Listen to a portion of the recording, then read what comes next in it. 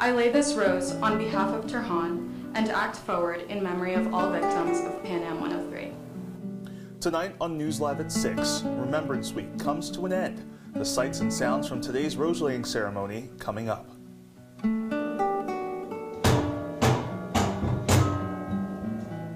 Plus, we have a special look inside the Krause College Bell Tower. Hear more from what they played during this afternoon's ceremony. Then you get the opportunity to realize that we get to live and we get to celebrate and the fact that we are here. And music fills the air of the NBRC. We recap from last night's celebration of life. Citrus TV News Live at 6 starts right now. This is Citrus TV News Live at 6. Your campus.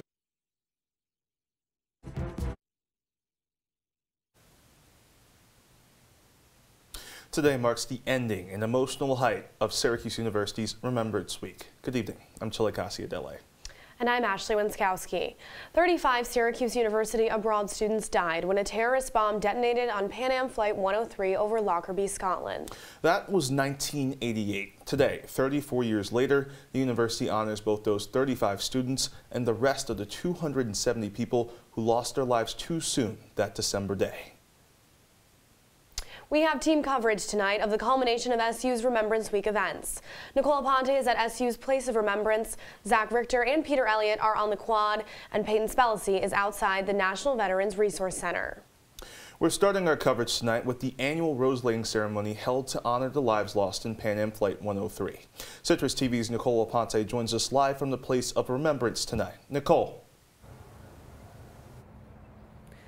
Chile, the campus community held each other up today here at the Place of Remembrance, commemorating the 270 lives lost too soon.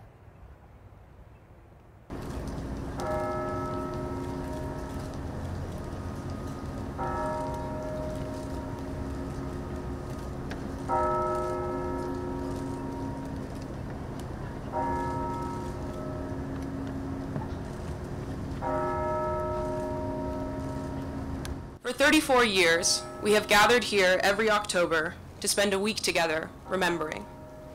Remembering a tragedy like Pan Am Flight 103 is multidimensional. It requires that we both grieve the people we lost and acknowledge that we lost them too soon. With my soul, and Lord, haste the day when my fate shall be signed. She was me, dancing around this campus, seeking and spreading joy, friendship, and love.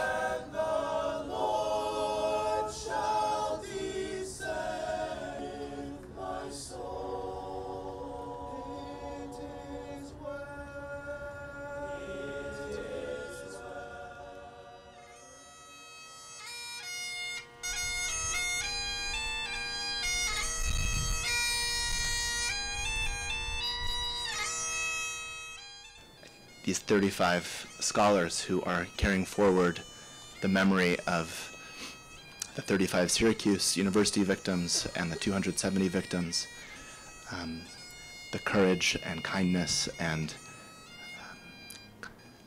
empathy and wisdom that you all have showed.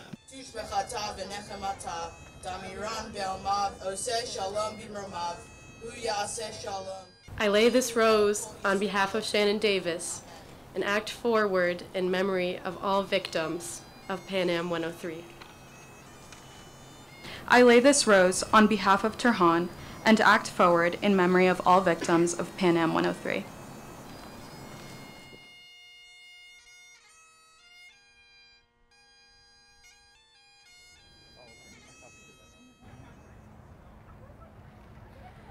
Tonight, we're reminded of just how precious life is and how the legacy of those students on that flight 34 years ago will live on forever. This campus community that we're a part of comes together when we need it most. Reporting live from the Place of Remembrance, I'm Nicole Aponte, Citrus TV News. Guys. Nicole, thank you. Citrus TV's Louise Rath was inside the Krause College Bell Tower during the rose-laying ceremony. Take a listen to when they played Louis Armstrong's It's a Wonderful World.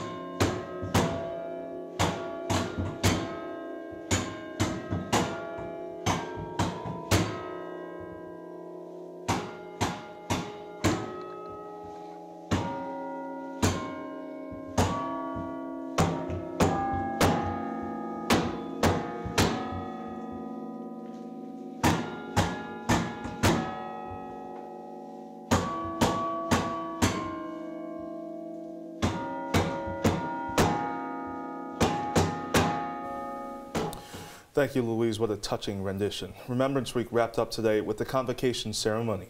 Our Zach Richter joins us live outside Hendricks Chapel with more. Zach. Good evening, guys. This somber week of remembrance wrapped up today here behind me at Hendricks Chapel with the convocation ceremony. And there were hundreds of friends and family members who knew the victims in Pan Am Flight 103 in attendance. It was just very emotional, and the Chancellor Kent Severide was there, and when he spoke, he addressed the 35 remembrance scholars who deal all their time over the past week and the past year to the victims. I thank you for your hard work this year. I thank you for the values you represent. May you continue to work to make this world a better place, not by forgetting the past and moving on, but by understanding the past and learning from it. One Point said he struggles to find the words to stay for this event every year because he did not know one of the victims. Now for the remembrance scholars, they put all their time into this, especially this week, and one of them spoke at the ceremony today. Besides the remembrance scholars, Dean Brian Conkle was in attendance, and so was the Hendricks Chapel Choir, as you just heard a moment ago.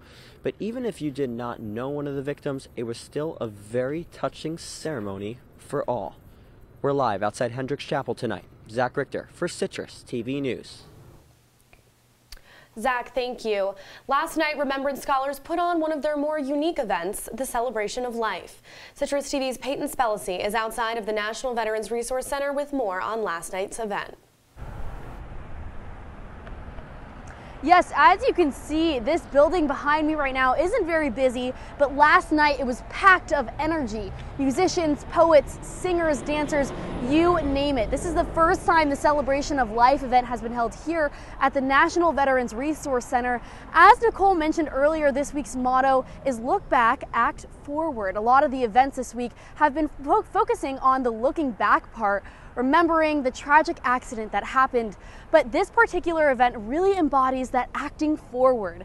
It really embraces the students' lives, the victims' lives that they lived, as well as the students and talents of the students here on campus. Take a chance, make a change, and This was Kara Muller's first time performing at the event with an a cappella group, the Mandarins. It was extremely emotional. I did not expect myself to become so emotional at so many performances. The one that pulled at the heartstrings the most? The Ode to Thanksgiving, because it was written by one of the victims, it was really important to see it come to life. That poem even overcame the performer.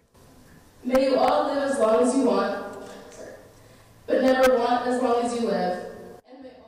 The rhyme-filled stanzas highlighted the taste of home and the Thanksgiving meal the victims had in London. Brielle Seidel, a remembrance scholar, says she decided to perform the poem last minute because she knew the words would carry weight. I feel like everyone needs to hear it, especially for the purpose of the event. I just wanted everyone to hear his words, and they were really beautiful. I knew that they would ring true. Brielle spent the week grieving for the victims and their families. But this event was the highlight for her. These performances reminded her that life is a gift and that she should celebrate her own as well. They didn't get to live the rest of their lives and fulfill their dreams and their goals, and it gives me an extra reason to try hard to fulfill mine. You know, like in their memory, in their honor. Reporting live outside of the National Veterans Resource Center, I am Peyton Spellacy for Citrus TV News. Back to you guys. Peyton Spellacy, thank you. The documentary C-20D follows a mother of a Pan Am Flight 103 victim and her efforts to process the loss of her son. Peter Elliott attended a screening of the documentary on Wednesday night, and he's live on the quad tonight with more about creating remembrance through art. Peter. Chile, one of the best parts of Remembrance Week is seeing the powerful events that take place every year, like the rose-laying ceremony and the celebration of life. But just because there are time-honored events in place for this special week doesn't mean there's anything preventing new events from being born. That might have happened on Wednesday night at HBC Gifford when the documentary C-20D was screened for the second year in a row. Director Jill Campbell says she hopes her documentary can become a part of the Remembrance Week events every year.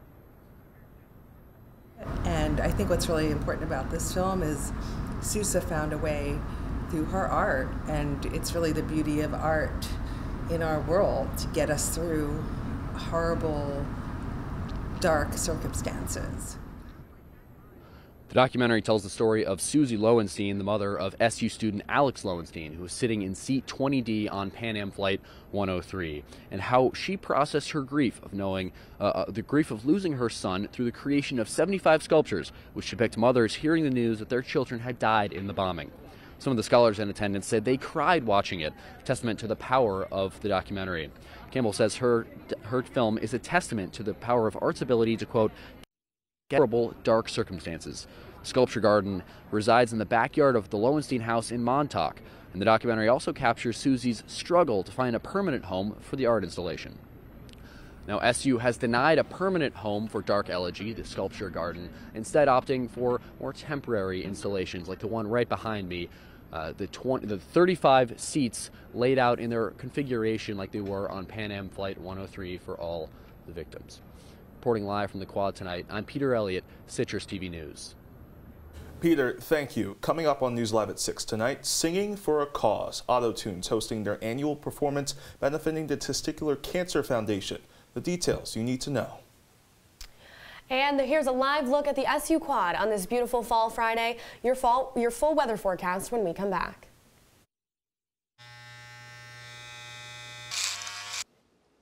You've messed up your son's haircut. Mom? Do you A, try to fix it? Like it never happened. B, work with what you got? Or C, show solidarity? Thank you, babe. As a parent, there are no perfect answers. But you don't have to be perfect to be a perfect parent. Thousands of teens in foster care will love you just the same.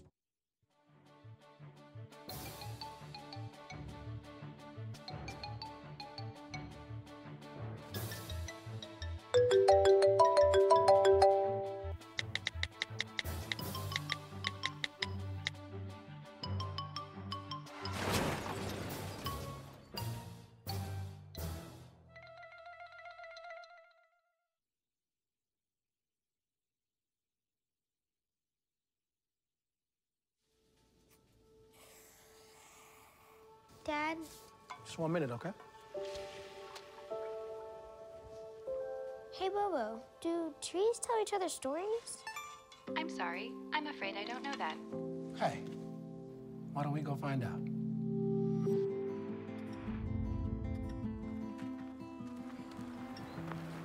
Listen. Do clouds take naps? I couldn't tell you.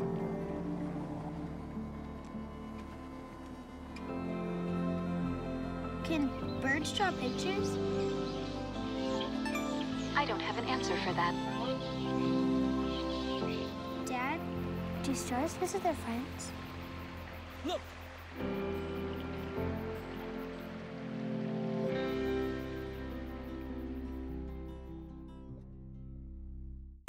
If you see news happening on campus, in Syracuse, or across the nation, call the Citrus TV newsroom, 315-443-1177, or tweet at Citrus TV News, your campus news leader. Welcome back to News Live at 6. Within the past hour, Chief Student Experience Officer Alan Groves announced the death of an SU grad student. Shannon Giles was a student in Falks College online program pursuing her master's in social work. Giles lived in Rhode Island. She's survived by her husband Mark and her sons. Syracuse University is hosting International Student Career Week for the first time ever. The events will run from the 24th to the 27th. The Career Week is meant to have a positive impact on students' professional development and highlights the services from the university's schools, colleges, and units that are available to students. SU's Career Service team will host 2 events Monday on how students can work here overseas and help students connect with international alumni. This week focuses on preparing international students to get a job in the U.S. Autotunes will host their 10th annual Cacappella tomorrow night. The event is at 8 in Shines Goldstein Auditorium. The event will feature new Autotunes music as well as guest performances and interactive entertainment. The event is benefiting the Testicular Cancer Foundation. Autotunes will be raising awareness and collecting donations for the foundation. A $5 recommended donation will be collected at the door. And turning to our weather now, we've had a somewhat warm day, uncharacteristic for fall. Absolutely, Chile. It's been uncharacteristically warm here a little bit deeper into October than normal, and I think some of those temperatures are sticking around. Dylan Brendel, what do you have for us tonight? Guys, it was a beautiful day to celebrate Remembrance here on campus. Like you said, the warmer temperatures have been a lot nicer than what we've been experiencing the past couple days. 56 outside right now, 10-mile-per-hour winds will stick around into tonight. Around the region, everybody else is experiencing pretty much the same temperatures. Right through the middle of central New York in the mid-50s, the lows out in Rome and Cortland 52 and 53 in the east, and the high in Rochester out west at 59 degrees. As we look into tonight, great weather continues. Clear skies, no real chance of rain. The 10-mile-per-hour winds stick around, but the clear skies make it a really nice night to get outside. The temperature will never really drop into the 50s, so a really nice night to get out and have some of those afternoon or late night activities if you have any of those planned. Guys, I'll send it back to you. Dylan, thank you. New details tonight. The city of Syracuse is down 17 plow drivers right before the winter season. New York State is experiencing a shortage of plow operators due to a lack of qualified drivers with commercial driver's licenses. The city of Syracuse requires drivers to live in the state as a city worker. Corey Driscoll Dunham, the chief operating officer for the city, will talk with union leadership to improve incentives. President Joe Biden coming to Central New York next week. Senate Majority Leader Chuck Schumer's office confirmed to CitrusTV today that the president will be visiting next Thursday. Biden is coming to Onondaga County after Micron announced a major chip factory will be built in Clay. The factory will be built with Micron's $100 billion investment and with the help of New York State's Green Chips legislation and the Federal Chips and Science Act. And the Climate Prediction Center has released the 2022-2023 Winter Outlook, what to expect this snowy season.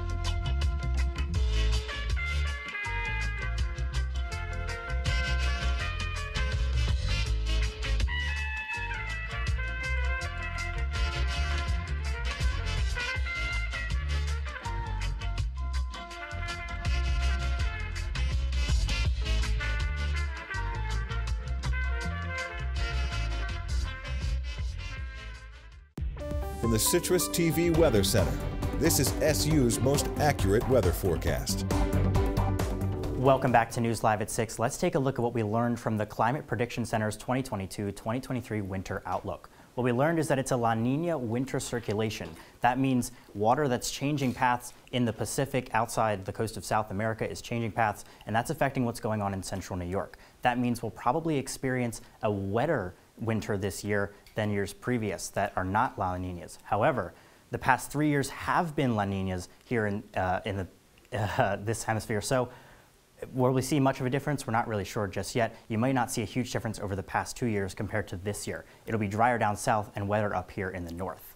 As we look to our 5-day forecast, Saturday game day, really nice weather, and it's really nice weather across the board. Saturday, Sunday, in the high 60s throughout the day and highs of 70 on Saturday. Monday, Tuesday, Wednesday, a little more cloudy, but really nice temperatures in the low 70s and high 60s. Really nice weather here in central New York. Like we've gone back to the start of fall, unlike what we saw last week with the really cold winter temperatures. So maybe break out those sweatshirts again, drop a layer. It'll be really nice this week. As we look to the game day weather in South Carolina, 65 degrees is going to be really nice, but who knows a little bit more is sports and John Eads. Yeah, I wish we had that weather down in Death Valley up here in Syracuse, but still a massive weekend in sports, no less, on the Hill. We'll preview SU football's biggest game since 1959. Yeah, you heard that right. Also, we'll look at matchups for Cuse field hockey, volleyball, even more after the break. Stories? I'm sorry. I'm afraid I don't know that. Hey, why don't we go find out? Listen. Can birds draw pictures? I don't have an answer for that. Dad, do stars visit their friends? Look!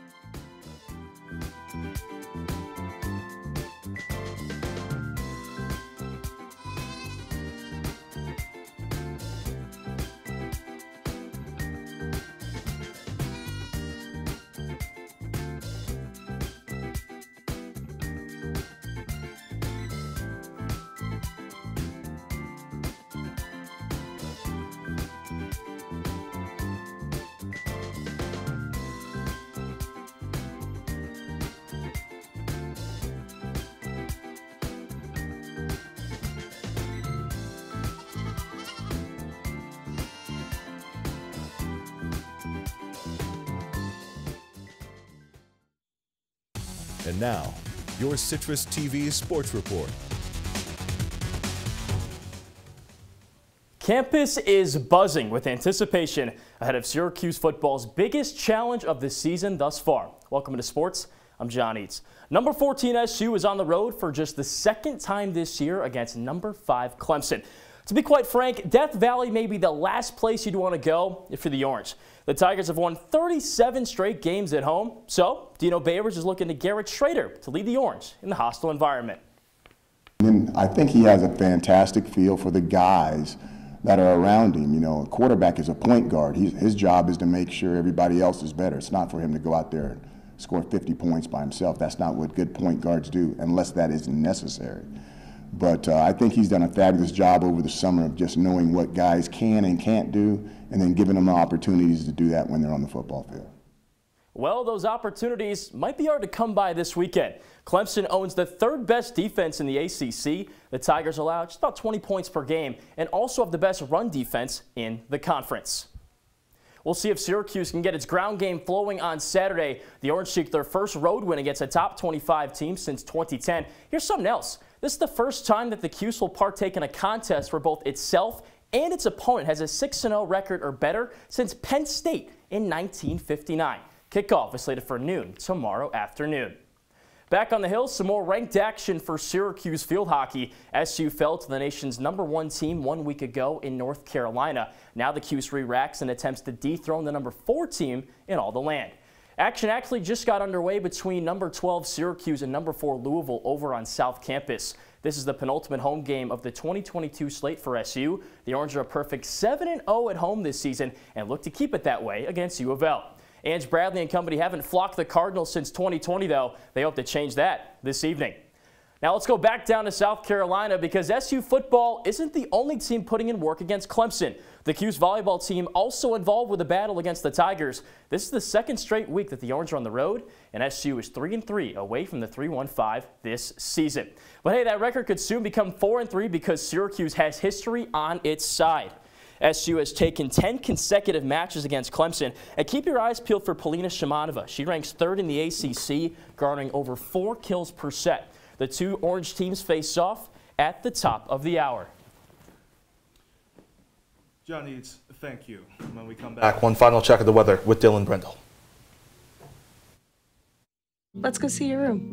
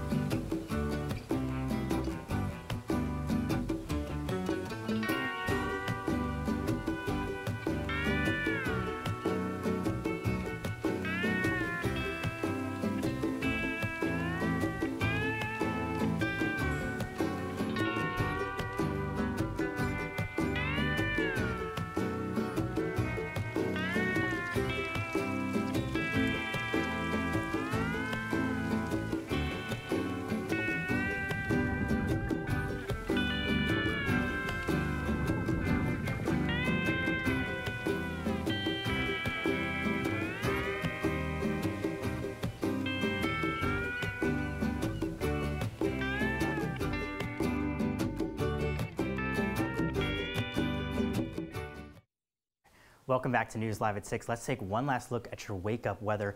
52 degrees is going to be a really nice morning. Those winds, like I said, stick around, but a really nice morning to get up and do some fall activities. Guys, back to you. Dylan Brendel, thank you. And before we go, anyone who wishes to donate to remembrance organizations can go to remembrance.syr.edu. And if you are a junior and you want to be a 2023 Remembrance Scholar, applications will open in early November. You know, I did not get the chance to go to any remembrance events this year, but last year I did go to the Celebration of Life, and you know, we talk about how so many of these events, you see the amount of stories that our reporters have been doing today and how they really do tug at the heartstrings, and for me, the Celebration of Life last year, it did just that. Right. I mean, our Peyton Spellacy talked about it. Really just puts such a positive spin and really just on remembering the life of those individuals. And we hope to do so as the years go on. And that'll do it for News Live at 6 tonight. For more of the latest, follow us on Twitter at CitrusTV News. For all of us here at CitrusTV News, I'm Chilekasi, Adele. And I'm Ashley Wenskoski. We'll leave you with a live look at SU's Wall of Remembrance. Good night.